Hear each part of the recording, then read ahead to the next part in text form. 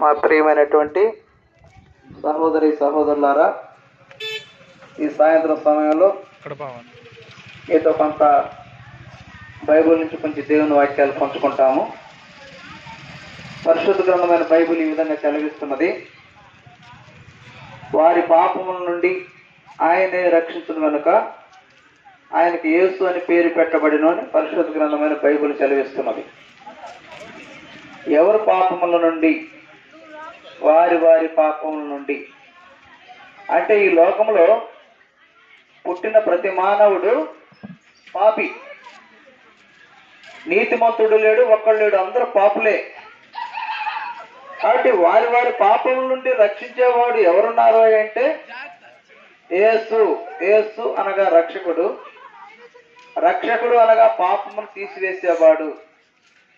ఈ లోకంలో అనేక మంది అనేక రోగాలకి డాక్టర్లు ఉన్నారు, వారు చూస్తారు, మందులు ఇస్తారు, తగ్గుతాయి. అయితే పాప రోగానికి తీసివేసే డాక్టర్ ఏ వైద్యుడు కూడా లేడు. కాబట్టి పాప రోగాన్ని తీసివేసేది ఎవరయ్యా అంటే యేసుక్రీస్తు వారు ఒక్కడే. యేసుక్రీస్తు వారు, యేసు అనగా రక్షకుడు, రక్షణకుడు అనగా పాపము తీసివేసేవాడు.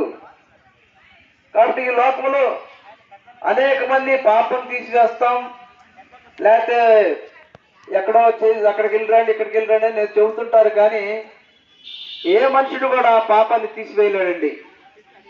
ఎందుకంటే ఒక మనిషి ఇంకొక మనిషిని ఎవడు బాగు చేయలేడు. పాపరోగం. గుడ్డివారు గుడ్డివారికి దారి చూపెట్టలేడు.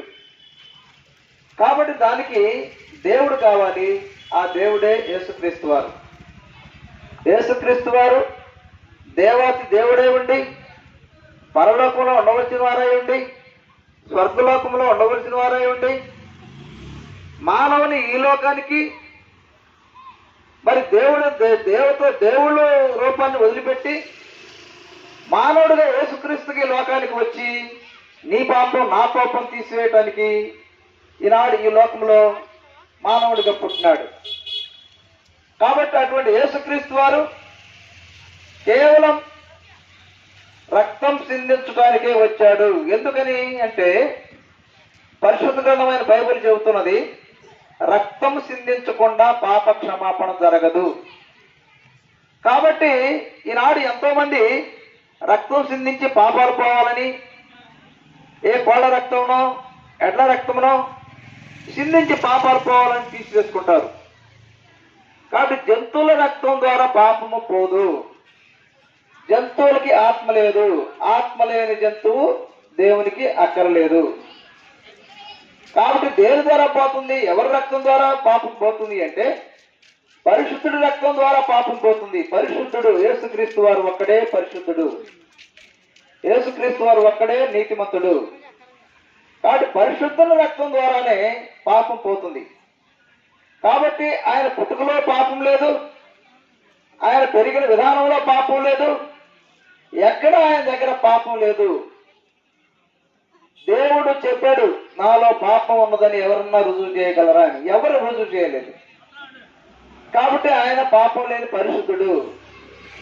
కాబట్టి పరిశుద్ధుల రక్తం ద్వారానే పాపం పోతుంది.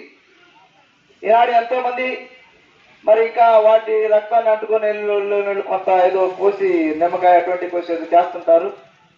కాబట్టి వాటి వల్ల కాదు, కానీ పరిశుద్ధం రక్తం ద్వారా పోతుంది పాపం. ఎవరై ఆ పరిశుద్ధుడు అంటే యేసుక్రీస్తు వారు. కాబట్టి మనం ఏం చేయాలి? ఆ సమయంలో పరిశుద్ధుని యందు యేసుక్రీస్తు నందు విశ్వాసం ఉంచాలి, యేసుక్రీస్తుని నమ్మాలి, యేసుక్రీస్తు దేవుడిగా స్వీకరించాలి. ఆ విధంగా ఉన్నప్పుడు యేసుక్రీస్తు వారు మన పాపములు క్షమించి మనకు పాప విమోచన కలుగు చేసి మన రక్షిస్తాడు.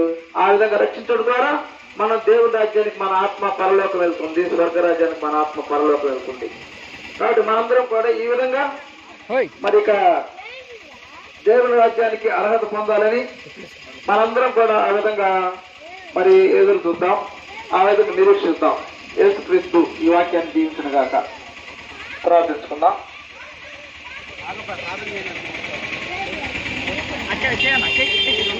పరలోకమందు మా తండ్రి యేసుక్రీస్తు ప్రభువా, ఈ సాయంత్రం సమయంలో తండ్రి స్వల్పంగా ముద్రించబడిన సువార్తను ఆశీర్వదించండి. వినని వారికి తండ్రి నాయన వారి హృదయంలో తాకండి, నీరు గట్టి ఫలం చేయండి తండ్రి నాయన ఈ ప్రాంతంలో మరి ఆయనకి సువార్త కొడుకున్నది ఒక అర్ధ గంటలో తండ్రి నాయన ప్రతి ఒక్కరు వచ్చి ఆత్మీయంగా మేలు పొందుకు సహాయం దయచేయమని యేసుక్రీస్తు నామమున ప్రార్థిస్తున్నాం తండ్రి. ఆమేన్.